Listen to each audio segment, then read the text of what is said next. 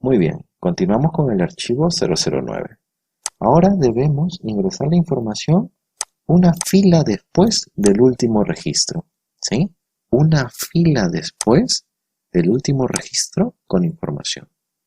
Entonces, primero debemos calcular cuántos registros con información existen en la hoja en donde vamos a almacenar la data. Bien, vamos a crear una segunda macro. Por favor, copia el mismo código, míralo. ¿Sí? No podemos tener dos macros con el mismo nombre, por lo que la segunda voy a cambiarlo y va a ser guardarlos. Muy bien.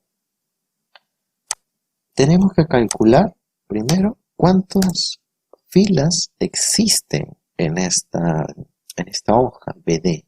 Vamos a crear una variable. Luis, ¿qué es una variable? Es un espacio de memoria, ¿sí? Un espacio de memoria que guarda cierta información. Vamos a crear algo llamado X.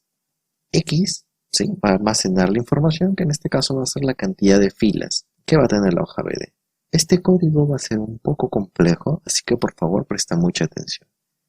Vamos a calcular la cantidad de filas alrededor de la celda A1. ¿Sí? La cantidad de filas, en este caso va a ser 2. Muy bien. Primero, el nombre de la hoja.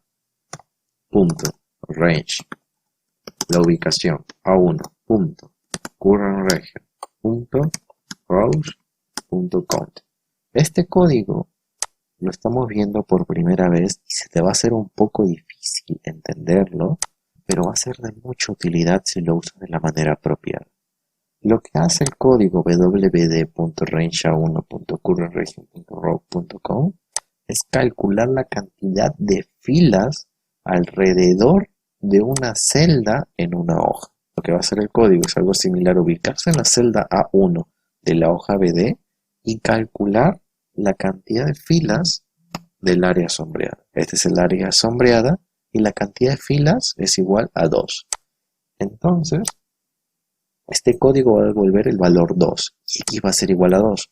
Pero yo no puedo guardar la información en la fila 2 porque sobreescribiría el registro Luis Sumalable. Entonces tengo que trabajar una fila después. Sí. Por eso le vamos a aumentar 1. Ya, entonces X va a ser igual a 3. Luis, ¿y cómo hago para que se imprima en esa fila? Muy bien, vamos a usar a ampersand. Lo que hace nuestro amigo ampersand es unir texto, ¿sí? Si podemos visualizar B2, C2, D2 y A2, es texto porque está entre doble comillas.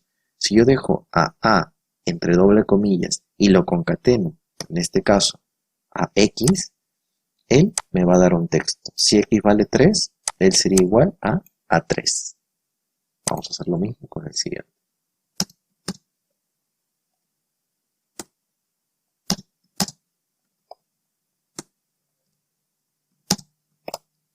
¿Sí?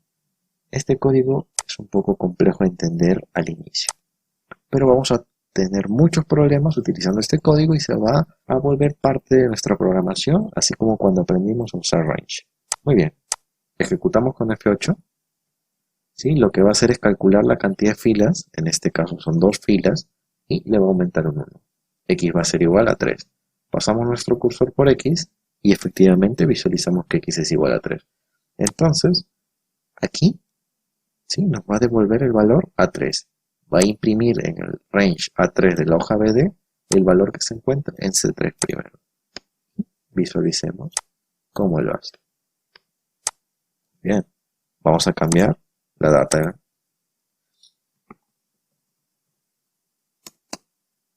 Y escribimos otro nombre.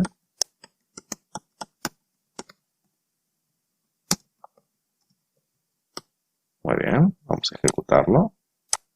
Paso a paso. Me ubico en la hoja BD para que podamos visualizar cómo se va imprimiendo la información.